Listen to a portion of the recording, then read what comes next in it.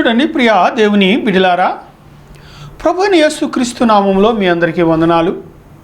ప్రియమైన దేవుని బిడ్డలారా, ఎస్తేరు గ్రంథంలో మనము ఉన్నాం. ఎస్తేరు గ్రంథంలో మాట్లాడుకుంటూ ఉంటున్నాము కనుక ఎస్తేరు యొక్క వివరణ అయితే మరి చాలామంది కూడా గతంలో కూడా చెప్పాను, పరిశుద్ధ గ్రంథము పరిశుద్ధాత్మతో రాయబడింది కానీ మనుషులు రాసింది కాదు. ఇంకొకటి, ఈ ఎస్తేరు గ్రంథం అనేది ప్రియమైన వారులారా, ఎస్తేరు అనగా నక్షత్రము. ఈ నక్షత్రం అనేది అనేకమైన వెలుగు ఇస్తుంటుంది కనుక ఆ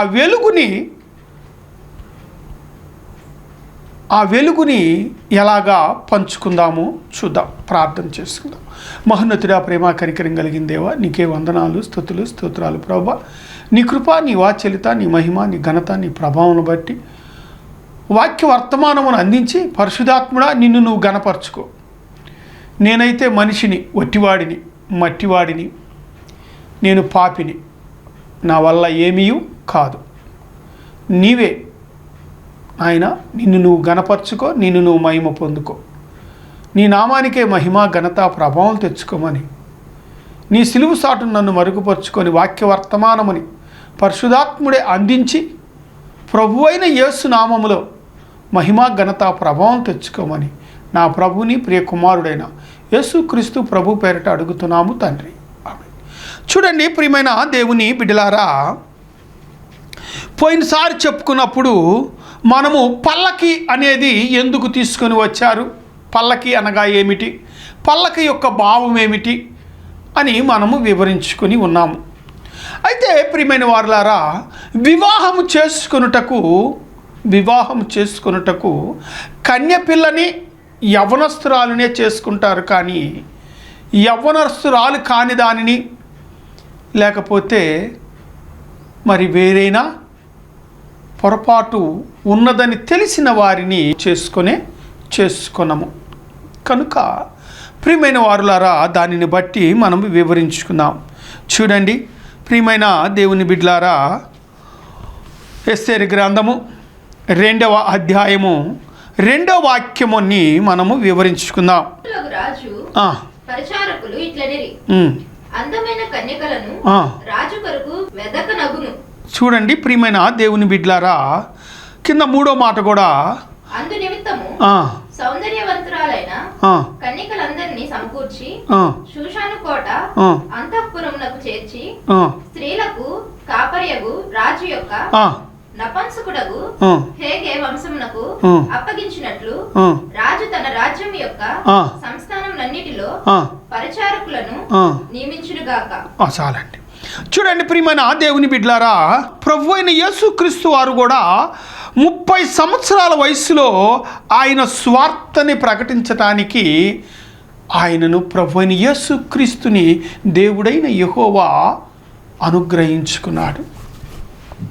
చూడండి ప్రియమైన వారులారా, అలాగే 12 మంది అపోస్తులు కూడా స్వార్థ చేయటానికి యవనస్తులే ఎన్నుకొని ఉన్నారు. అయితే ఈ వివాహము ప్రియమైన వారులారా, ఇటు లోకరీతిగాను మనము చెప్పుకోవాలి, దేవుని రీతిగా మనము వివరణ చేసుకుందాం. చూడండి ప్రియమైన వారులారా, ఇంతకు ముందే చెప్పాను, యవనస్తులైన కన్యకలను వివాహం చేసుకున్నటకు ఆమెను మనము ఇష్టపడి వివాహం చేసుకుంటాం. ఆమెలో ఏదైనా పొరపాటు ఉన్నదని తెలిస్తే చేసుకోము, దగ్గరకు రానివ్వము. అలాగే యవ్వనస్తులు మరి దేవుని పనిలో వాడబడుతూ ఉండాలి. అయితే ప్రియమైన వారులారా, ఇక్కడ మర్మము చూసుకుందాం. ఇక్కడ మర్మమును, యవనస్తులకు రాజు పరిచారకులకు ఇట్లనిరి. చూడండి, మరి యవ్వన కాలమందు అందముగాను బహు సౌందర్యముగా చక్కగా కనపడతారు కనుక యవ్వనస్తులను చేసుకుంటారు. యవ్వనస్తులకు సైన్స్ ప్రకారముగా మరి బిడ్డలు కలుగుతారు. బిడ్డలు కలుగుతారు. వయసు తగ్గినాక చేసుకున్న వారికి బిడ్డలు కలుగరు. కనుక ప్రియమైన దేవుని బిడ్డలారా, మరి కన్యకత్వం అనేది మనం చూసుకున్నప్పుడు మరి మరియమ్మలో కన్యత్వము ఉన్నది. ఎలాగా? శరీరములో కన్యత్వం ఉన్నది, మనస్సులో వేరొక పురుషునికి తావులేదు. మరి చాలామంది మనస్సులో వేరొకరిని ఉంచుకొని ఉంటారు, వారు కన్యలు కారు. మనం ఇంకొక వాక్యం చూసుకుందాం, దీనిని మనం వివరించుకుందాం. చూడండి ప్రియమైన వారలారా, 1 కొరింథీ పత్రిక 7వ అధ్యాయము 34వ వాక్యము చూడండి. 1 కొరింథీ 7:34. అటువలనే పెండ్లి కాని స్త్రీయు కన్యకయు తాము శరీరమందును ఆత్మయందును పవిత్రురాండ్రై ఉండుటకు ప్రభు విషయమైన కార్యములను గూర్చి చింతించుదురు గాని పెండ్లి అయినది భర్తను ఎలాగూ సంతోషపెట్టగలనని లోకం విషయమైన వాటిని గూర్చి చింతించుచున్నది. చూడండి ప్రియమైన వారలారా, మరి లోకము విషయమైన దానిని విషయములో చింతించుతూ ఉన్నది. ఇక్కడ చూడండి, శరీరమును ఆత్మయు, ఇందాక చెప్పుకున్నాం కదా, ఆత్మ పవిత్రతగా ఉండాలి, శరీరము పవిత్రతగా ఉండాలి. శరీరము పవిత్రత లేనిది కన్యక కాదు. శరీరము పవిత్రత అయినదే కన్యక. అలాగే సంఘము కూడా శరీరములో ఉన్న ఆశలను కోరికలను చంపుకున్న ప్రతి విశ్వాసి కూడా, పురుషుడైనను స్త్రీ అయినను, ఖచ్చితంగా ప్రభువైన యేసుక్రీస్తుని వివాహము చేసుకున్నట్లే. ప్రియమైన వారలారా, బాప్టిజం పొందుతున్నావు, శరీర వాంఛలను తీసివేసుకుంటున్నావు, శరీరములో గతములో ఉన్న మైలను కడిగి వేసుకుంటున్నావు. మరి నీవు పవిత్రుడు అయ్యావు, పవిత్రురాలు అయ్యావు. పరిశుద్ధాత్మను నీవు సంపాదించుకొని పవిత్రుడు అయ్యి నీవు బుద్ధి కలిగిన కన్యక వలె నీవు ప్రభువైన యేసుక్రీస్తు కొరకు ఎదురు చూసేటట్లుగా ఉండాలి. చూడండి ప్రియమైన వారలారా, చాలామంది కూడా ఎన్నోసార్లు చెప్పాను, పేరుకు మటుకు నీళ్ళల్లో మునిగి వస్తున్నారు. బాప్టిజం అనేది లేదు, పవిత్రత అనేది లేదు, పరిశుద్ధత అనేది లేదు. సంఘాలలో వాక్యం చెప్పడానికి నేను వెళుతూ ఉంటాను. ఒక్కొక్క అమ్మ నడవటానికే ఉండదు. ఆమె వయసు అంతా అయిపోయిన తర్వాత ఎప్పుడు వచ్చిందయ్యా అంటే, నడవటానికి నడకలేనప్పుడు సంఘంలోనికి వచ్చి పెత్తనం చేస్తూ ఉంటుంది. మా తాతలు, మా తండ్రులు, మేము, మా తల్లిదండ్రి అని ఎన్నెన్నో చెప్తూ ఉంటారు. మరి ఆ చెప్పే నీవు యవ్వన వయసులో నీవు దేవుని యొద్దకి వచ్చి మార్గదర్శిగా నీవు ఉండి అనేక యవ్వనులను నీవు ప్రభువైన యేసుక్రీస్తు సొంత రక్షకుడుగా అంగీకరించేటట్లుగా నీ ప్రవర్తన ఉన్నదా? బలమున్నప్పుడు, కంటి చూపు ఉన్నప్పుడు నీ ఇష్టం వచ్చినట్లుగా ప్రవర్తించి నీవు మళ్ళీ దేవుని వైపు తిరిగితే అది దేవునికి ఇష్టమైన మనస? జ్ఞాపకం చేసుకోండి. నీ హృదయము పవిత్రతగా ఉన్నదా? పరిశుద్ధతగా ఉన్నదా నీ హృదయము? జ్ఞాపకం చేసుకోండి. నీ హృదయము పవిత్రతతోనూ నీ శరీరము పవిత్రతతోనూ ఉంటేనే నీకు తండ్రి అవుతాడు, దేవుడు అవుతాడు, తల్లి అవుతాడు, పరిశుద్ధాత్ముడై నీతో ఉన్న ప్రభువైన యేసుక్రీస్తు నీ సొంత రక్షకుడు అవుతాడు, నీ సొంత భర్త అవుతాడు. ప్రియమైన వారులారా, మనము ఎలా ఉంటున్నాం గమనించండి. ఆలోచించండి. ఎందుకని ఇక్కడ అషారోషు కన్యకలే కావాలని ఎందుకన్నాడు? కన్యకలే కావాలని దేనికన్నాడు? కన్యత్వం దేనికి? మనస్సుకి, శరీర పవిత్రతకి. అప్పుడు పరిశుద్ధాత్ముడు వస్తాడు. శరీర పరిశుద్ధత లేకపోతే రాడు. ప్రియమైన వారలారా, ఆయన శరీరము పవిత్రతగాను పరిశుద్ధతగాను జీవించాడు. ఇప్పుడు ఒక గొర్రె పిల్లని ప్రత్యక్ష గుడారములోనికి తీసుకొని వచ్చినప్పుడు దానిని ఎన్నో పరీక్షలు చేస్తారు. అలాగే బలియాగం ఇవ్వటానికి కనీసం ప్రియమైన వారలారా ఇంత చిన్న మచ్చ ఉండకూడదు, పుండు ఉండకూడదు. అప్పుడు దానిని స్నానము చేయించి అప్పుడు ప్రత్యక్ష గుడారములో బలియాగం ఇవ్వటానికి తీసుకుని వస్తారు. ప్రభువైన యేసుక్రీస్తు శరీరము పవిత్రత, మనస్సు పవిత్రత. దేవదేవుడైన యెహోవా కోపము ప్రజల మీద తగ్గి ఆశీర్వాదము కొరకు ఆయన రక్తం ఇచ్చి ఈ కొత్త భూమిని, కొత్త ఆకాశాన్ని సంపాదించుకున్నాడు. అందుకని ఆయన రారాజుగా రానయ్యున్నాడు.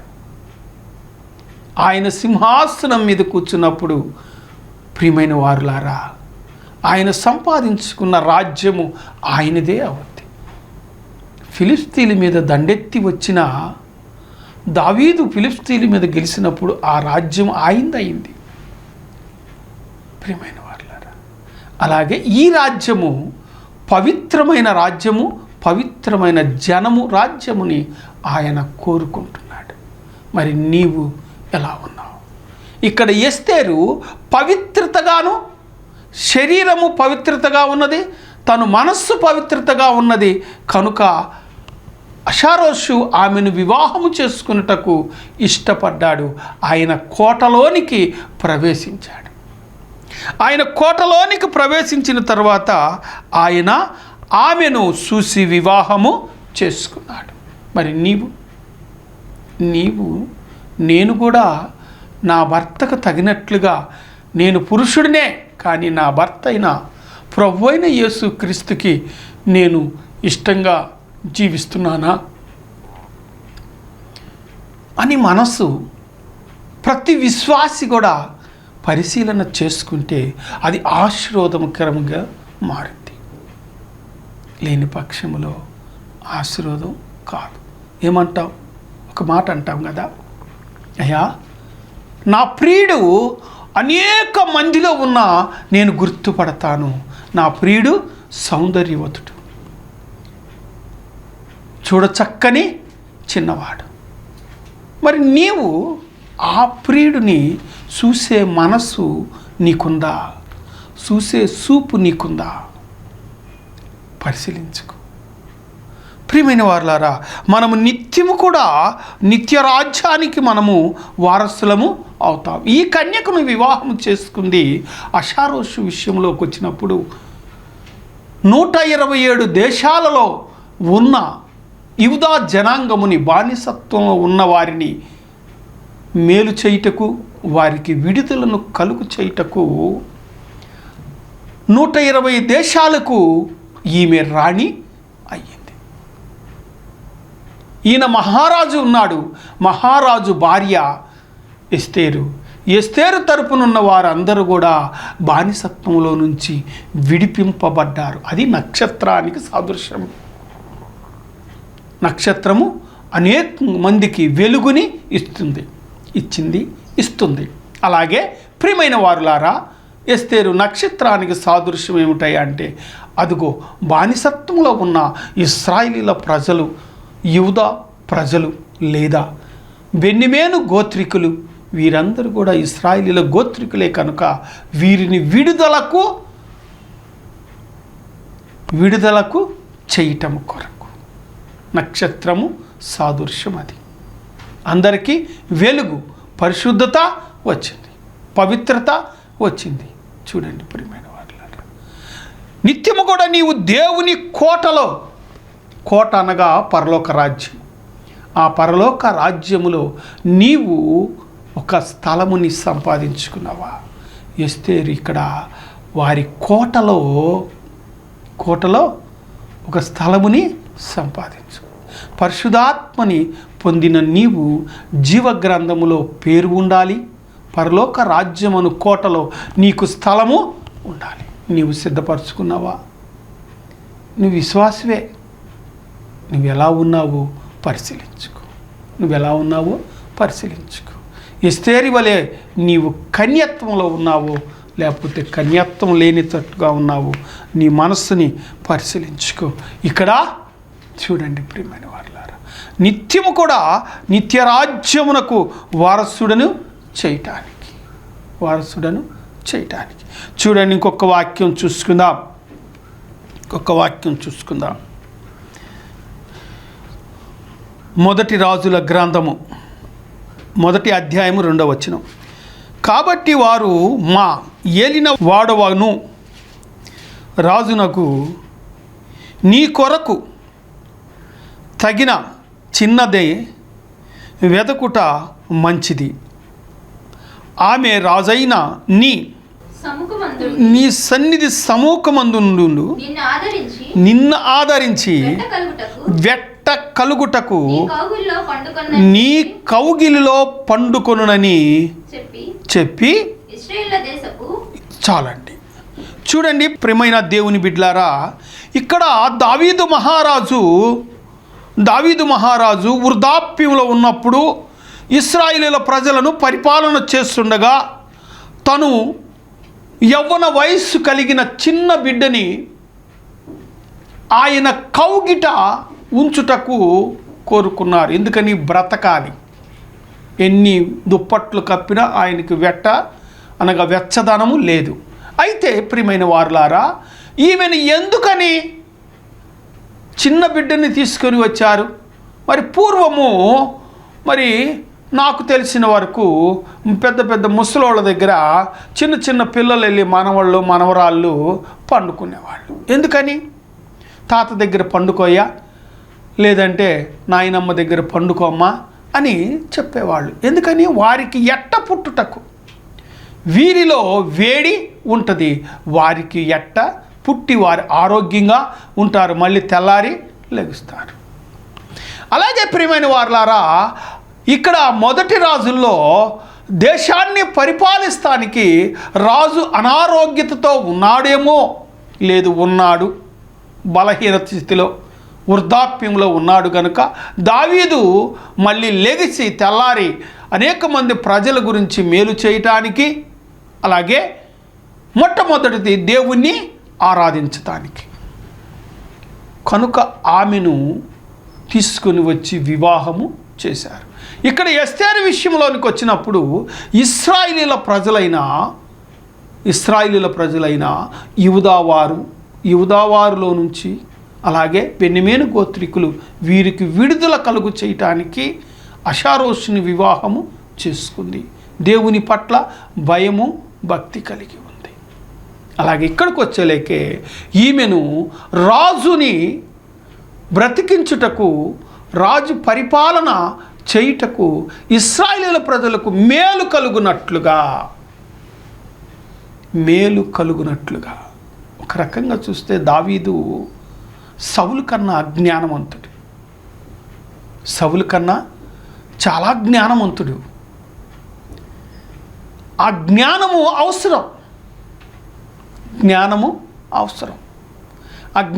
అవసరం. దేశానికి మేలు చేసే ఆలోచనలు, యుద్ధ నైపుణ్యము కలిగిన వారిని ఎన్నుకొనుటలో దావీదు మంచి నేర్పరి. బైబిల్లో చాలామంది కూడా ఏమంటారంటే సొలొమోను జ్ఞానవంతుడు అంటారు. ప్రియమైన వారులారా, మరి వాస్తవానికి దావీదు మహాజ్ఞానవంతుడే, కానీ ఆయనను బయటికి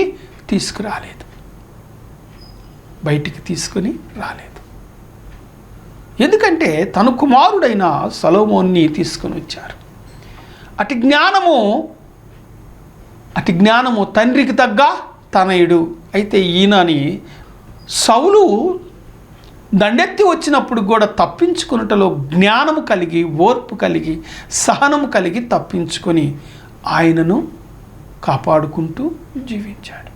అలాగే రాజైన తర్వాత దేశాన్ని కాపాడుట కొరకు ఆయనను వృద్ధాప్యం వరకు కూడా దేవుడు స్థిరపరిచి ఉంచాడు. కనుక ప్రియమైన వారలారా, మనము ఇక్కడేమో ఈయన ఇశ్రాయేలును కాపాడటానికే ప్రజలు వెట్ట పుట్టుటకు ఒక చిన్న వయసు పిల్లని వివాహం చేశారు. ఇక్కడ ఇశ్రాయేలును కాపాడుట కొరకు ఎస్తేరుని అషారోషుకి వివాహం చేశారు. అది దేవుని యొక్క సంకల్పం, మనుషుల యొక్క సంకల్పము కాదు. ఎందుకని మళ్ళొకసారి చెప్పుకుందాం. ఎస్తేరు అనగా నక్షత్రము అనేకులకు వెలుగుని ఇస్తుంది. వెలుగు అనగా విడుదలను కలుగు చేసింది. 127 దేశాల్లో ఉన్న బానిసత్వంలో మగ్గుతున్న ఇశ్రాయేలీల ప్రజలను విముక్తి చేయటానికి మహారాజు భార్య అయ్యింది, వారికి విముక్తిని కలుగ చేసింది. చూడండి ప్రియమైన వారలారా, నిత్యము కూడా నిత్య రాజ్యానికి ఆమె వారసురాలు అయింది. చూడండి ఇక్కడ 17 మాట చూసుకుందాం. ఎస్తేరు గ్రంథము 2:17. స్త్రీలందరికంటే రాజు ఎస్తేరును ప్రేమించెను, కన్యకలందరికంటే ఆమె అతడి వలన దయాదాక్షిణ్యములు పొందెను. అతడు రాజకిరీటమును తల మీద ఉంచి ఆమెను వస్తీకి బదులుగా రాణిగా నియమించెను. చాలండి, ఒక మాట చూసుకుందాం. ఇక్కడ ఎందుకనంటే మళ్ళీ ఈ మాట చూసుకోవాల్సి వస్తుంది. ఇక్కడ 1వ అధ్యాయము ఎస్తేరు గ్రంథము 10వ వాక్యములో ఏమనుందంటే, ఆమెను నిత్యము కూడా మనం ఆలోచించి దేవుని వైపు తిరుగుట కొరకు ఈయన ఒక మాటని చెప్తున్నాడు. ఏమనంటే దీన్ని ఆలోచించండి. ఎందుకు వచ్చారంటే మొదటిసారికి ఈ 10వ వచనం ఏమనుందంటే, 7వ దినమందు సంతోషంగా ఉన్నప్పుడు కూడి వచ్చిన జనములకును అధిపతులకును రాణి అయిన వస్తీ యొక్క సౌందర్యమును కనపరచవలనని రాజకిరీటమును ధరించుకొనిన ఆమెను తన సన్నిధికి పిలుచుకొని వచ్చినట్లు. చాలు. చూడండి ప్రియమైన దేవుని బిడ్డలారా, రాజు కిరీటమును ధరించుకొనుటకు, రాజు కిరీటము దేనికి సాదృశ్యము? అధికారానికి సాదృశ్యం. అధికారం ఉండబట్టే కదా ప్రజలు మరి రాజుకి కిరీటము ధరింపజేశాడు. అలాగే ఇక్కడికి వచ్చినప్పుడు ఏమంటున్నాడంటే, ఇక్కడ కూడా ఏమంటున్నాడంటే ఒక మాట అంటున్నాడు. చూడండి ప్రియ దేవుని బిడ్డలారా, చక్కని మాట 17వ వాక్యము 2:17 ఎస్తేరు. చూడండి, స్త్రీలందరికంటే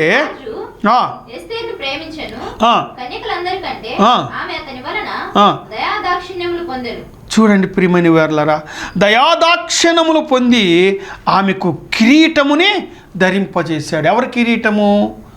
రాజు యొక్క కిరీటం. అనగా 127 దేశాలకు ఈమె రాణి అయిపోయింది. మరి ప్రియమైన వారలారా, 127 దేశాలకి, ఆ దేశాలలో ఉన్న ఇశ్రాయేలీల ప్రజలందరికీ కూడా విముక్తి, బానిసత్వములో నుంచి విముక్తి కలుగు చేయుటకు ఇక్కడ మేలు కలిగింది.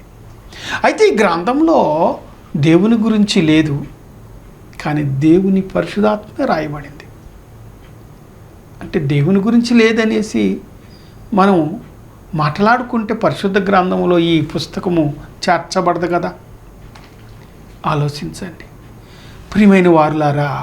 మరి పోయిన సంవత్సరము ఒక దైవజనుడిని నేను కానుకని అడిగితే అతను ఏమన్నాడంటే, మాటల మటుకు బైబిల్ కాలేజీ నడుపుతాడు, మాటల మటుకు ఎన్నో రకాలుగా చెప్తాడు, కానీ అట్టిపండు ఒలిచి చేతిలో పెట్టినట్లుగా చెప్తాడు. అయితే గ్రంథము దగ్గరికి వచ్చినప్పుడు మాటలాడేటప్పుడు ఒక చిన్న మాట, ఇందులో దేవుని గురించి లేనే లేదు అన్నాడు. మరి పరిశుద్ధ గ్రంథంని రాయబడింది పరిశుద్ధాత్మ వలనే కదా. చూడండి, అయితే ప్రియమైన వారలారా, మనము ఆలోచించుకొని దీనిని వివరించుకుంటూ ఉండాలి. మనం నిత్యము కూడా నిత్యరాజ్యానికి మనము వారసులము కావాలి. కనుక మనము దీని భావాలను మనం వెతుకుతాం, మంచిదే, కానీ దాని ప్రతిభావన కూడా మనము తెలుసుకొని ఉండాలి. అందుకని ఇక్కడ 127 దేశాలలో ఉన్న ఇశ్రాయేలీయుల ప్రజలకు విముక్తిని కలుగు చేయుటకు ఇక్కడ 2వ అధ్యాయము 17లో ఏమంటున్నాడంటే, రాజు కిరీటమును ఆమెకు ఆమె తల మీద పెట్టాడట. మరి మనము కూడా మనకు రారాజుగా రానుని ఉన్న ప్రభువైన యేసుక్రీస్తు పొందుకున్న కిరీటమును ధరించుకునేటట్లుగా ఉన్నామా?